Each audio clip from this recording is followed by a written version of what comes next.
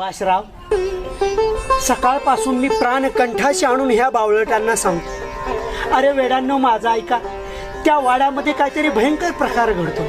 मी स्वतःच्या डोळ्याने बघितलं, पण नाही माझं कोणी ऐकलं. सुभाषराव, मला तर असं वाटतंय केंद्रामध्ये फोन करून सैनिक बोलवावे, वाड्याला वेढा द्यावा. का आपल्या गावात माणसं नाहीत वय? गावची आबरू घाला होता का? सुभाषराव, आपल्या गावातली माणसं जर अशी धारातीर्थी पडली तर कुणावर विश्वास ठेवणार? एक मिनिट. सुभाषराव, सुभाषराव, लई बेकारी झाली सुभाषराव. काय झालं? कसं सांगू सुभाषराव, त्या वाड्यात मी गेलो, त्याचा किती मोठा मोठा सुभाषराव, त्याच्यापेक्षा त्याची मोठी मोठी पोटावती, त्याच्यापेक्षा पोटापेक्षा मोठी नका होती सुभाषराव. ती नका माझ्या नरड्यापर्यंत आले. नरड्या आवाज नरतावर नाही चाललं. अव या वाड्याचा मालक रामभाऊ त्याचा मी मित्र आहे सुभाषराव. पण ती ऐकून घेत नव्हता सुभाषराव. ते म्हणले त्या हरामखोरानं तर माझी महाराष्ट्रभर आबरू घालावली.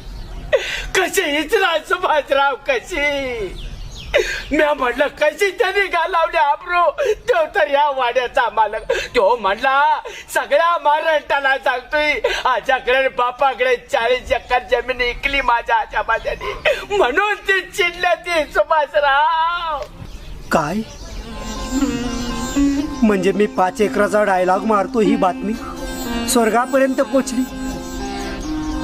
या गोष्टीवरून मला ते कोसतात, मला नावं ठेवतात.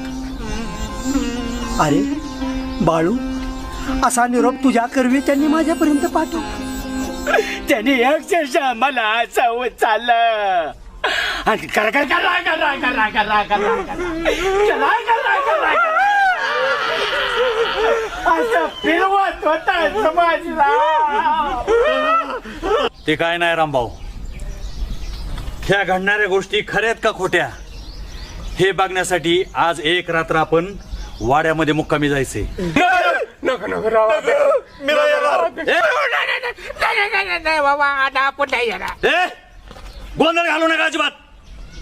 आज एक रात्र वाड्यामध्ये